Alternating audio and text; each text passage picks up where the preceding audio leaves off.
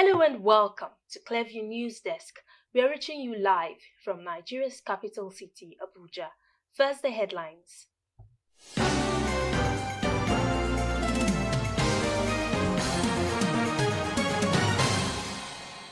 Another avoidable boat mishap claims lives in Borigu local government area of Niger State. Nollywood actress and filmmaker Funke Akindele recounts how she has coped with failed marriages. Deputy Governor's campaign trail attacked in Ekpoma. Philip Shaibu, others run for cover.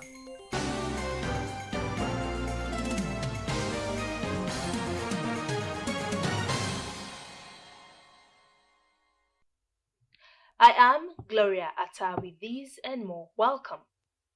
Due to the rising insecurity, kidnapping, and incessant attacks on residents in Abuja by bandits, the Federal Capital Territory Commissioner for Public Complaint, Dalhatu Ezekiel, has asked the federal government to prioritize the area's security situation and immediately declare a state of emergency. Dalhatu was speaking on Monday at a press briefing organized to address the insecurity in the FCT. He also called on the FCT Minister, Nyesom Wike, to suspend all projects currently ongoing, if need be, to address this pertinent issue that involves the lives of FCT residents. The Commission is so worried because Abuja is the capital city of Nigeria, the mirror through which the entire world sees this country. And if we allow and keep quiet and remain docile with the happenings, it will consume everybody. As we speak, people are deserting their communities in the rural community, migrating to the nearest urban cities. And in the whole 6 area council, there is no area council that has not been ravaged and sieged by these bandits and kidnappers, killing people on their farms, in their houses, in their shops, and all what may. It's very, very unbecoming. And I want to call the attention of the Honorable Minister to this ugly trend that is going on in the FCT. We need to engage and empower the civilian JTF, because when it happens, what we do is reactional. We deploy security agencies, they go there, do operation, and come back. And these criminals have intelligence. As soon as the security return back, they go back to the other community. In fact, when they go to attack Buhari and we deploy security to Buhari, they go back to Kuje and left the scene in Buhari and then distract the attention of the security agency to Kuje Area Council. And when we go after them in Kuje, they go to Abaji. This is how they have been just stealing and playing with the intelligence of our security. Indigenous inhabitants of the Federal Capital Territory have again called for government recognition of their basic rights so they can have a sense of belonging, just like every other tribes or state. Those who spoke to Clearview News said the federal government should at least consider the territory for a mayoralty. For so long now, the original inhabitants of the Federal Capital Territory, FCT, have been demanding recognition as a state or be granted the status of mayoralty, noting that this is the only way to comprehensively address the injustice caused by the disposition of their lands and means of livelihoods without proper compensation. The organization manager, Abuja Organization Inhabitant Youth Empowerment, Beatrice Lawrence, who was at the Clearview News studio, said the key condition and governance issues undermining the political, civil, economic, and cultural rights of FCT original inhabitants need to be addressed. Oh yes, these actually they are not anything new. They are basically agitations that a lot of people are very familiar with. They are agitations that border around fundamental human rights. And then these agitations border around land compensation, statelessness, representation in the Federal Executive Council, the governance structure of FCT, and then also our rights and also representation. So this is what this agitation is about. Beatrice Lawrence also noted that the agitation for the original inhabitants is a collective and all-inclusive one. This is where we give kudos to organizations that have built structures organizations such as OIDA, such as my own organization, Abuja Original Inhabitant Youth Empowerment Organization. So we have a structure, right, that carries the 9 indigenous tribes, which is the 9 indigenous tribes. In FCT, there are 9 tribes. Okay. Now, the 9 indigenous tribes. Now, we have representation. We have what we call the 6 area councils coordinators. We have 17 chiefdoms chairmen. We now have 62 ward leaders. And then we now have 858 community youth leaders. So this is by far the most extensive grassroots to urban organization in terms of spread. Now we have also gone further to create what we call the FCT Youth Network, which is also the most extensive grassroots network that we came together and actually elected who becomes the FCT youth leader. And the FCT youth leader, the position comes with a male and a female, every position in the networks, the youth leader and a female, so to create a gender balance. So we've been able to do that. So together with all of these networks and collaboration with well-meaning Nigerians and civil society organizations, we were able to produce that charter of demand. So there is no nook and cranny in FCT that you go today that the presence of this organization is not there. So our people are very well aware of what we're agitating for, because we go to them and speak the language that they understand. The choice of FCT as the most suitable location for Nigeria's new capital in 1976 followed the approval of Justice Akinola Akuda panel selection of 8,000 square kilometers of land by the military administration of General Murtala Muhammad. Since then, the original inhabitants, despite some compensation for the loss of their lands, have continued to complain of non-compliance with the compensation scheme, insisting that they have been denied of their rights as enshrined in the United Nations Declaration on the Rights of Indigenous People. Imefonokon, reporting for Clearview News. The FCT minister, Nyesom Wike, has blamed chairmen of the 6 area councils for the ongoing strike by primary school teachers in the territory. Wike, who addressed journalists in Abuja on Tuesday, shortly before a closed-door emergency meeting with security agencies, and the chairman said the local council officials have not lived up to their responsibilities.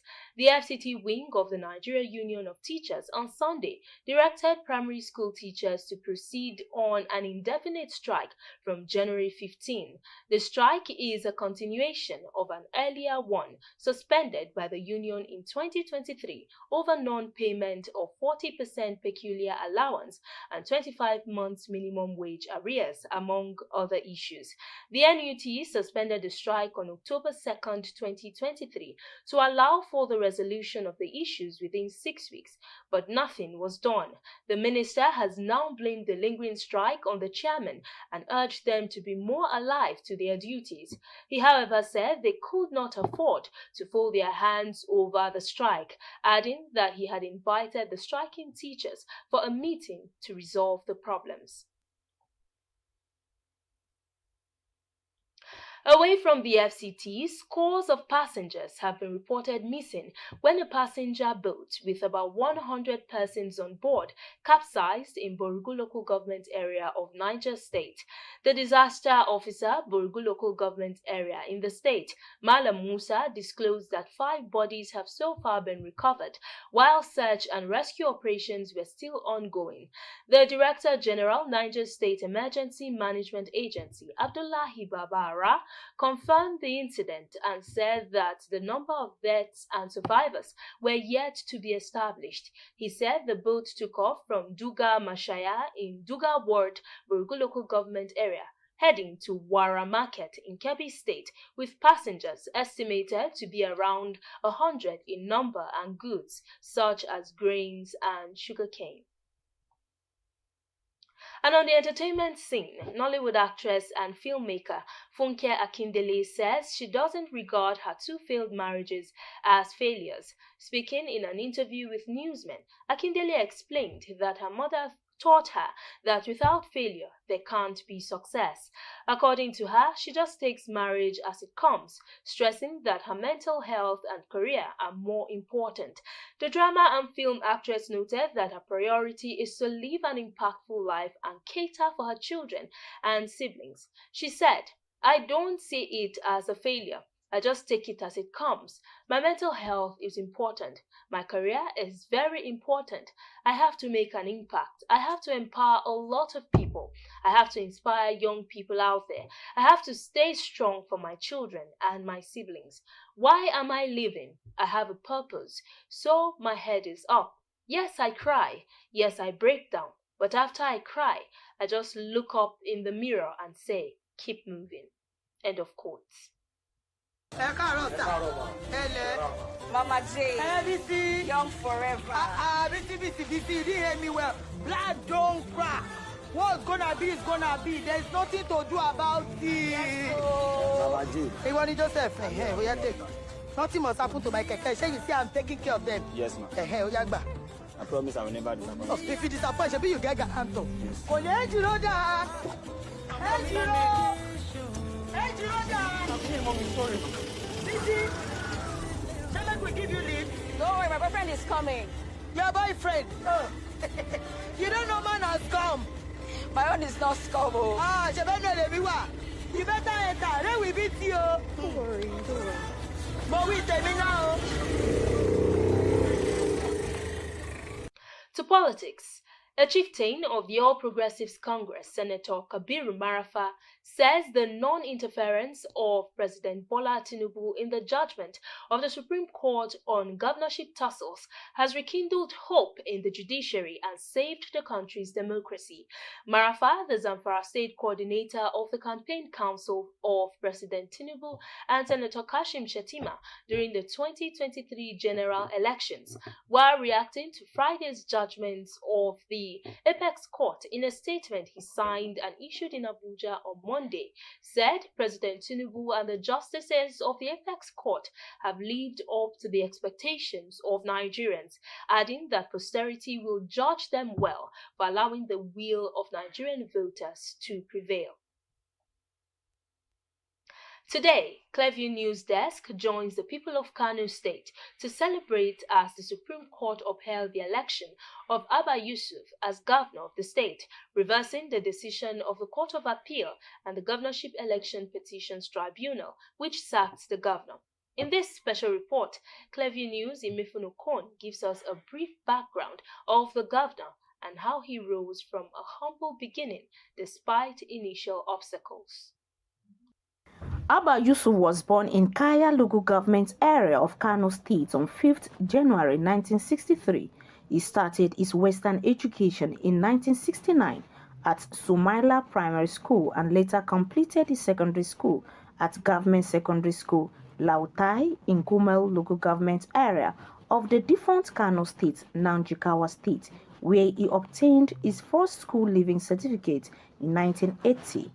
Abba Yusuf later gained admission into the Federal Polytechnic Mubi in Yola, Adamawa State, where he bagged his National Diploma in Civil Engineering in 1985. He later obtained higher National Diploma in Civil Engineering with specialization in water resources and environmental engineering in 1989 at the famous Kaduna Polytechnic and proceeded for his one-year National Youth Service Corps at Kaduna Environmental Protection Agency from 1989 to 1999. Abba Yusuf holds a postgraduate diploma in management and master's degree in business administration, both from Bayero University, Kano. Yusuf started his working career with Water Resources Engineering Construction Agency, Kano State Water Board, and later Ministry of Water Resources, where he held various positions of leadership.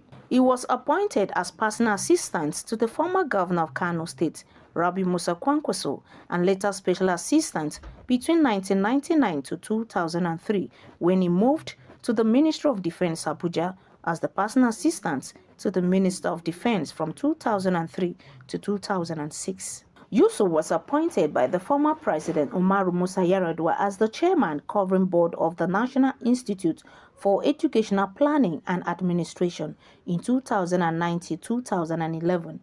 In 2011, when Rabi Musa Kwankwaso won second-term election as governor of Kano State, Abba Yusuf was appointed as the first principal private secretary to the state governor, from where he was appointed as the Commissioner of Works, Housing and Transportation, and also member of the State Executive Council.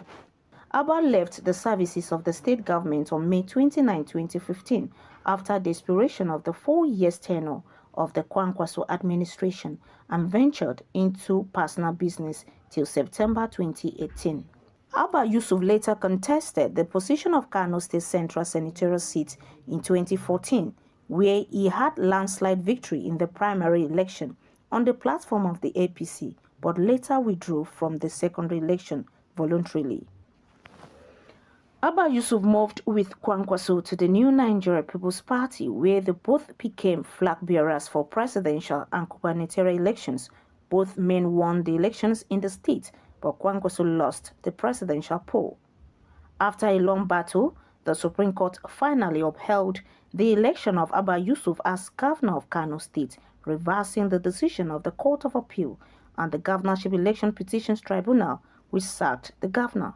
Justice John Okoro, who read the lead judgment, said the Court of Appeal was wrong in affirming the decision of the tribunal, which held that Yusuf did not win the majority of lawful votes cast in the governorship election of March 18, 2023. Imefon Okon, reporting for Clever News. Now, suspected hoodlums have attacked and vandalized a campaign vehicle belonging to Edo State Deputy Governor Philip Shuaibu in Epoma, Eshan West local government area of the state. The coordinator of the campaign organization, Otoide Isele Abbas, said the incident happened after a meeting in Ile Ward 10, where he had canvassed support for the deputy governor to emerge as the People's Democratic Party flag bearer for the September 21 governorship election in the state. Otoide said they all ran for safety and reported the matter at the Epoma Police Division, and the police went to retrieve the vehicle to their station. The spokesman of the Edo State Police Command, SP Chidi Mwabuzo, was yet to respond to inquiries as at the time of filing this report. If you are just joining us, you're watching the news on Clearview News Desk. 99% of failures come from people who make excuses. Always bear in mind that your own resolution to succeed is more important than any one thing. We'll be back after this break. Stay with us.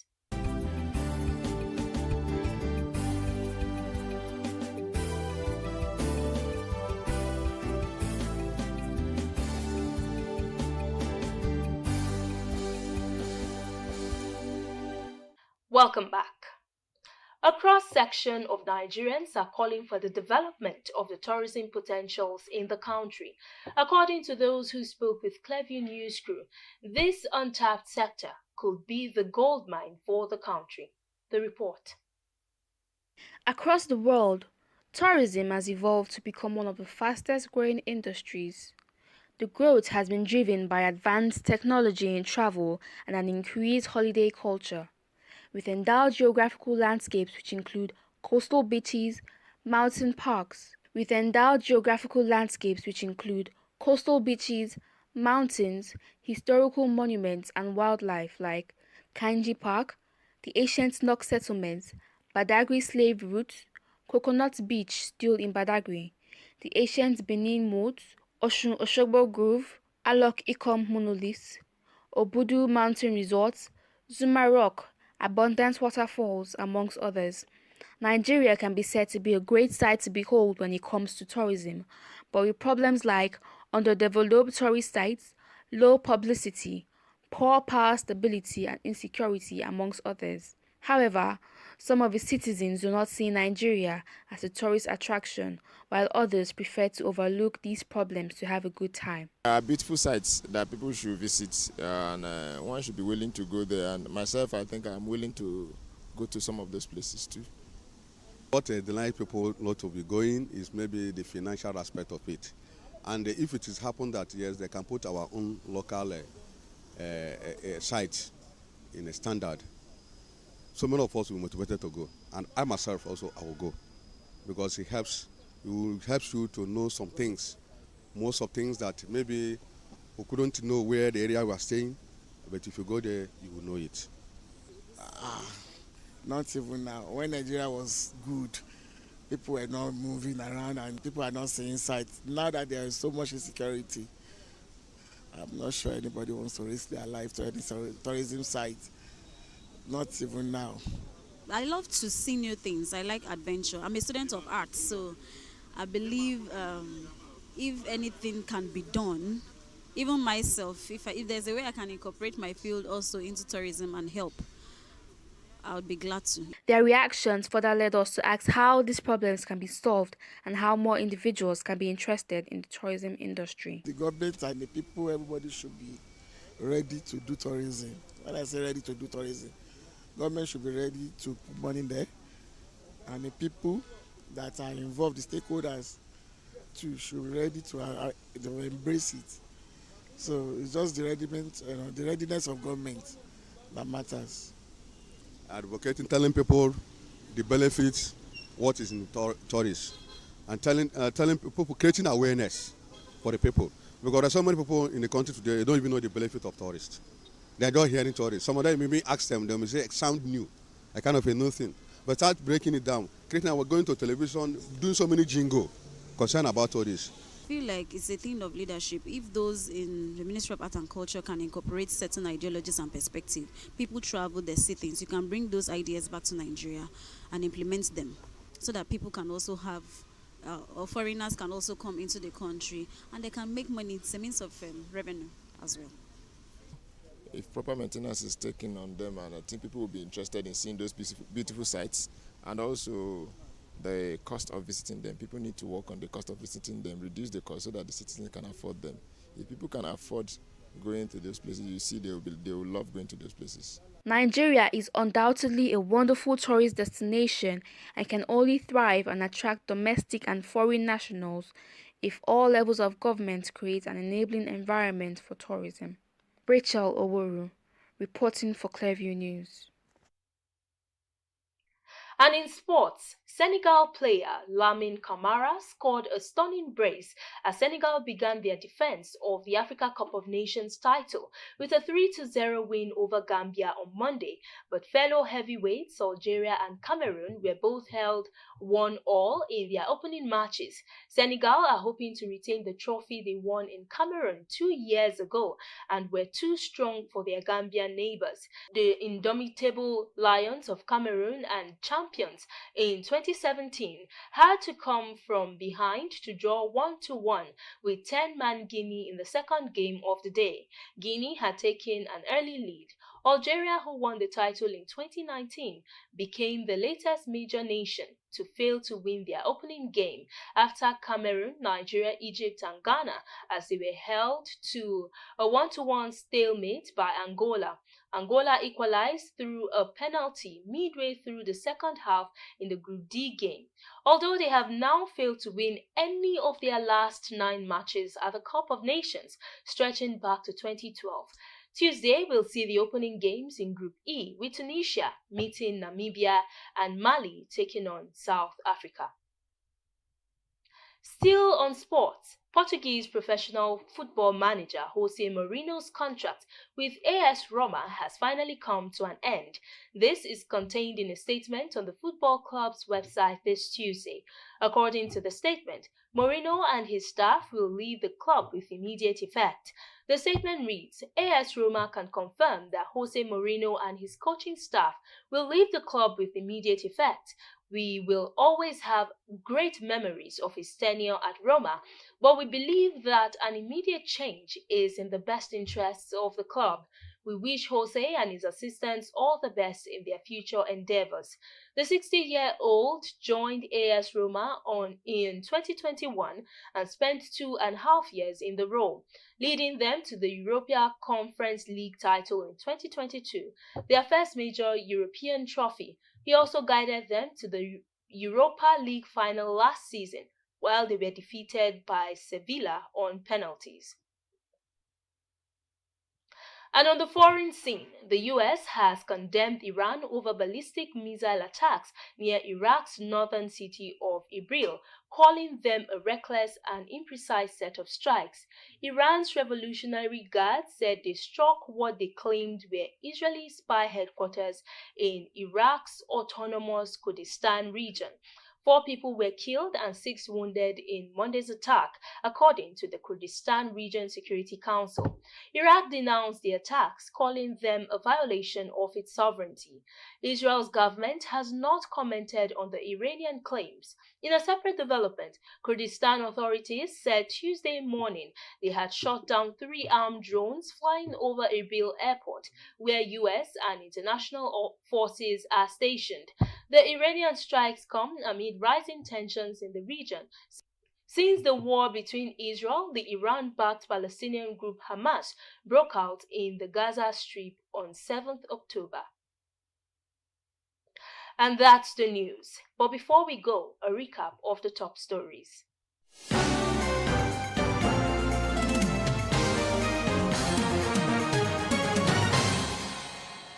Niger State thrown into mourning as scores of passengers are reported missing after an overloaded boat with about 100 persons on board capsized in Borugu local government area of the state.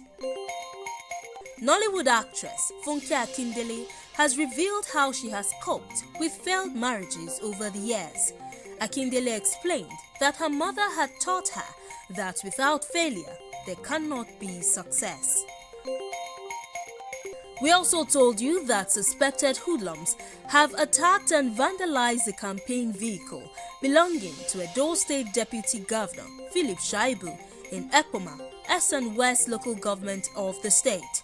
Coordinator of the campaign organization, Otoide Isele Abbas, said the incident happened after a meeting in Ile Ward 10 where he had canvassed support for the deputy governor.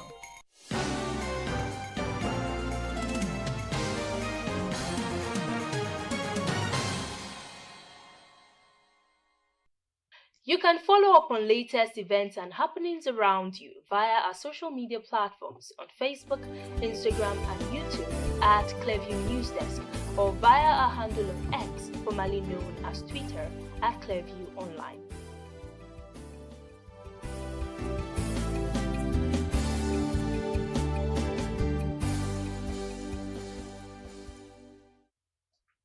Many thanks for joining us. I am Gloria Atta. Bye for now.